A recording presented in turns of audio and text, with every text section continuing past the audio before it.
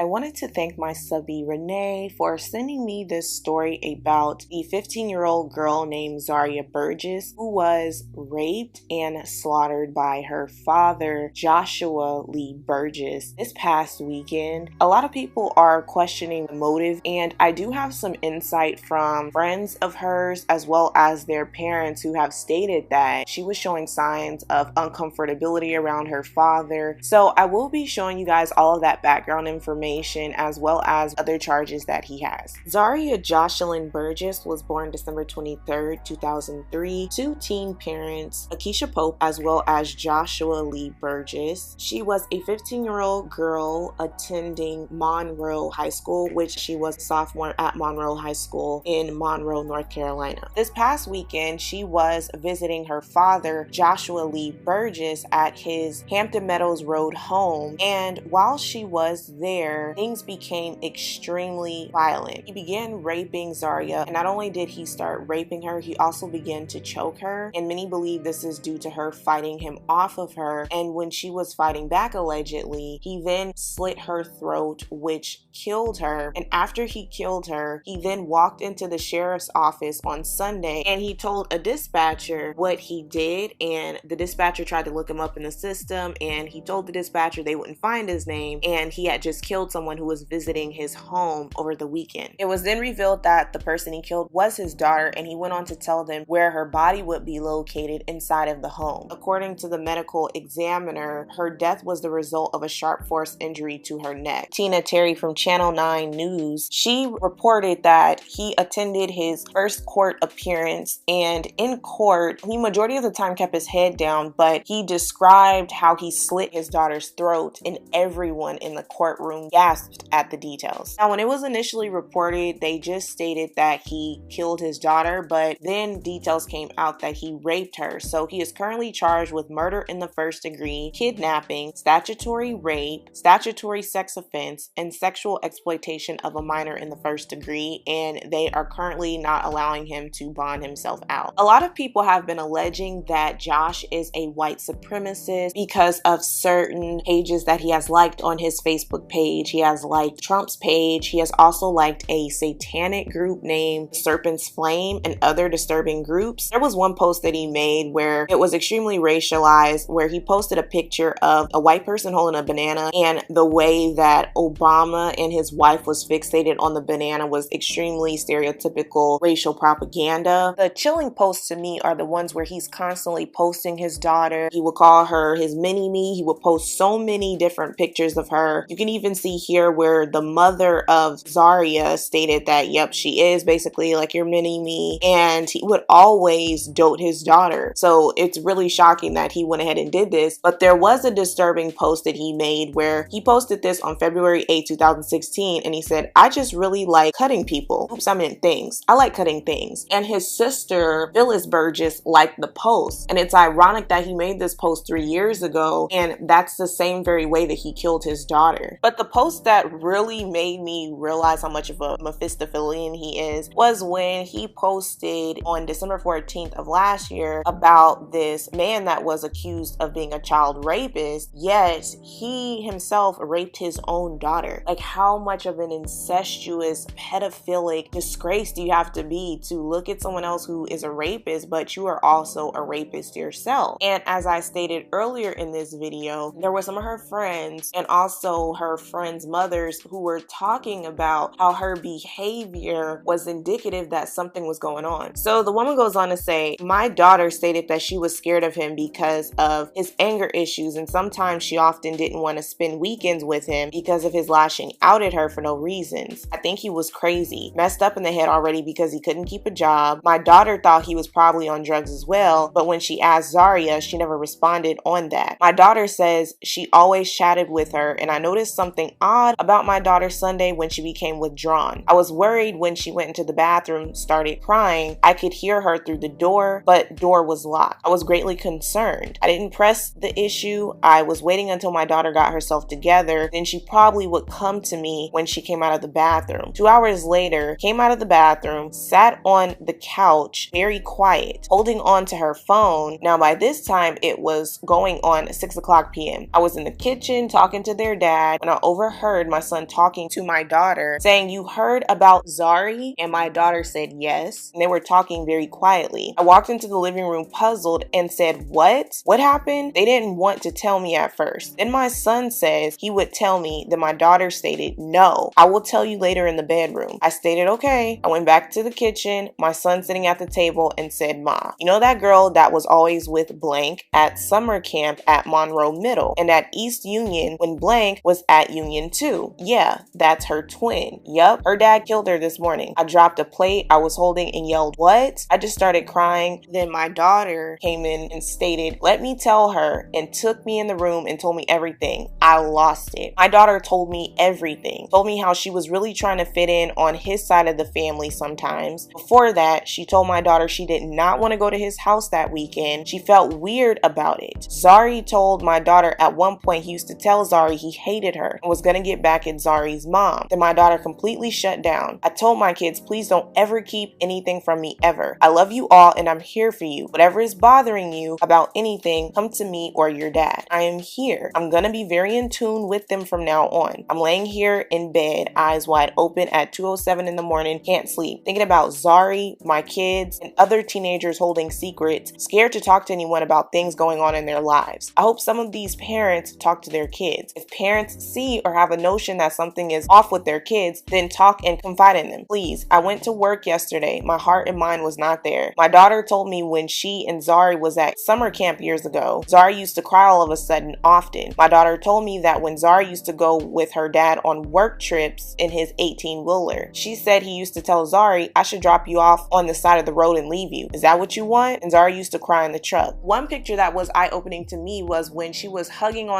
I think this was a family member, and how the family member's face just looked so unwelcoming. And it goes back to the post that woman made, who the woman's daughter was friends with Zaria, who said, you know, she didn't feel accepted by his half of the family. And unfortunately, in these relationships, when you guys have kids with people who are of a different race, this is something that you have to take into account. Sometimes their family members may not readily accept your child, and sometimes that person that you're with may not necessarily be okay with the fact that they have a biracial child. Someone else who was a friend of Zaria left a comment and said, "He wasn't right in the head. I was friends with Zaria since 3rd grade. She would never talk to her dad about me, and I realized that maybe she wasn't comfortable with it, so I stopped asking. Me and her had our ups and downs, but at the end of the day, me and her were still the best of friends." Now, of course, because all of this has transpired, and more specifically because her father is white, a lot of people have been dragging Zaria's mother, Akeisha. So I want to read you guys some of those comments. So a black woman says, "But yet some of these black women want to be bed wenches so bad. So sad. Prayers for baby girl. May her ancestors greet her and she rest in power." A comment from a black man says, "Oh well." A black man says, "Yes, get you a zaddy. I blame the negroid bed wench. A beast is a beast." A black man says, "I thought white men treated black women better. That's what the swirlers say anyway." And then another black man says, "So a black woman laid down with this pale devil?" Shaking my head. "Look at that cold blank stare." This black man says, "Keep swirling, morons." Another one says, "The mother who got pregnant by him should feel very worthless and stupid. Thanks a lot, sister. The child was raped and killed by her father. The mother made a poor choice of choosing him because the child would be doomed from the womb. She should not have allowed her to even visit him. If he was a black man, he would have had a harder time seeing his own daughter, and that's effing facts." Another black man says, "Y'all love to be with the oppressor and think he love you, and want to talk down about your brother but sleeping with the enemy. Our black people ain't got a clue, and always use that God love everybody." I feel as though you need to contextualize the situation. We're not talking about a grown woman who had a child and she just got with this like pedophile. As I stated prior, they both were teenagers when Zaria was born. So to expect for a teenager to be able to choose a good partner, I don't really see how that is applicable. This is the result of horrible planning. I feel as though that they're trying to place that,